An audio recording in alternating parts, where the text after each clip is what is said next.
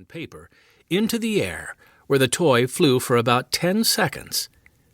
Orville's older brother, Wilbur, ran to grab the helicopter as it reached the grass. "There you are, boys. I hope you like it," their father, Bishop Milton Wright, said. Orville grinned. "Of course we do. Wait till we show Mother." Milton Wright chuckled. "Yes, knowing your mother, I have no doubt that she'll be just as interested in a flying machine as you two are.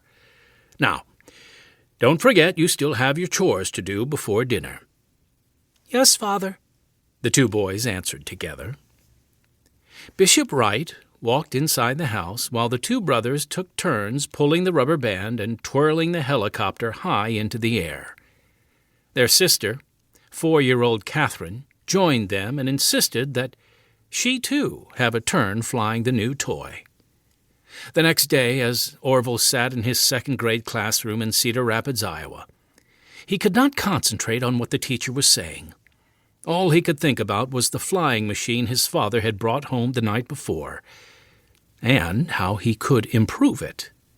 He wondered whether the helicopter would fly twice as high if it were twice as big, or would it fly for twice as long?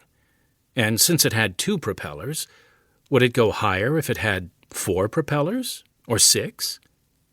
The year was 1878, and no answers to such questions existed. Orville reminded himself that only insects, birds, and a few reptiles could fly, and they were not telling their secrets to anyone. The next day, Orville found some wood behind the outhouse and started building his own flying machine in the hope of finding answers to some of his questions. Wilbur, who was 11 years old, was a great help in the endeavor. But both boys were disappointed when they could not get their homemade flying machine to lift off the ground under rubber band power. Orville was not used to failure. Just about everything he tried came easily to him. Just a week before, he had complained that he was bored using McGuffey's second reader, and the principal had declared that any second-grade student who could read a passage he or she selected from the book without making an error could go on to the third reader. Since Orville did not want to take any chances, he memorized the entire section he was allocated to read. When it was his turn to read in front of the principal and his teacher, he was so nervous that he held the book upside down. But still he managed to recite the passage perfectly from memory and was allowed to pass on to the next reader. The 2 youngest Wright brothers, along with their 2 older brothers, Rushlin, who was 10 years older than Orville, and Lauren, who was 8 years older, played with the toy helicopter until they wore it out. Regrettably, neither Orville nor Wilbur was able to make another one that would fly. The boys did not have the right tools to work with, but that all changed just before Orville's 10th birthday. Soon they would have the equipment to make all kinds of things.